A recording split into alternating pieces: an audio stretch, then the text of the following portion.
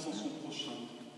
C'est cette confiance en son prochain qui lui faisait dire avec humour « Je préfère être la poire que celui qui la mange ». Mais que serait finalement la confiance sans l'amour? L'amour fut son quotidien, à commencer par l'amour de ses parents et de ses 11 frères et sœurs, puis celui de sa tendre épouse, Rose, et de ses propres enfants. L'accueil des autres, en particulier des plus démunis, fut une constante de la vie de nos parents.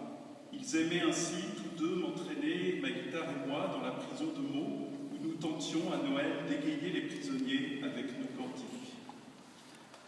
La tolérance, qualité qu'il avait héritée de sa mère, nous a fortement influencés. On se souvient que sa tolérance n'allait pas jusqu'à accepter qu'on utilise mal la langue française. Il se plaisait à corriger les fautes de français. On ne dit pas, car en effet, ni la tente A, on apporte un objet, on ne l'amène pas. Et il faut faire ces liaisons, mes enfants. Il faut dire qu'il avait fait du grec et du latin et qu'il aurait volontiers embrassé le métier d'avocat.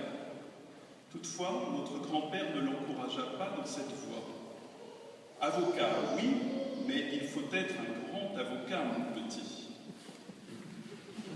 L'humour avait aussi une place importante dans sa vie, mais toujours dans la discrétion.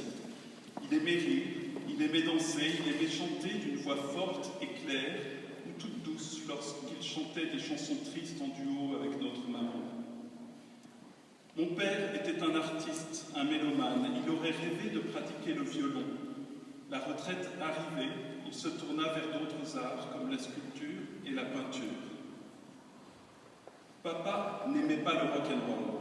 Dès qu'on entendait une musique moderne, il se mettait à chantonner autre chose sur un rythme approximatif, ce qui me semblait être une tentative de masquer la mauvaise musique que moi je voulais écouter justement. Non, papa écoutait de la grande musique, les valses qu'il aimait tant danser avec maman, et aussi les chœurs russes. Papa avait gardé de ses séjours enfants chez Tante Coco à Quimperlé l'amour de la mer et de la Bretagne. Un été, il achète un bateau à voile, un voilier d'occasion.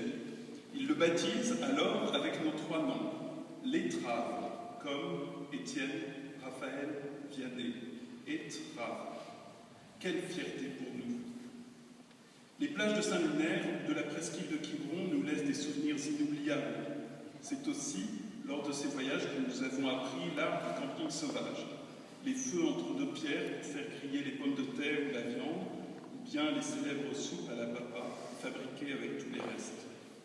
Si, par inadvertance, nous nous égarions dans une foule, aucune inquiétude. Notre père avait inventé un cri de ralliement que nous utilisons toujours aujourd'hui avec nos enfants.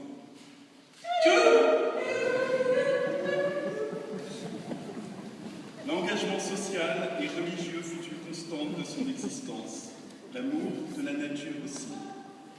Par contre, sa patience comportait certaines limites, et nous, ces 3 enfants, nous nous souviendrons longtemps des coups de klaxon désespérés lancés de la voiture dans l'espoir de faire venir Rose à partir à l'heure pour la messe.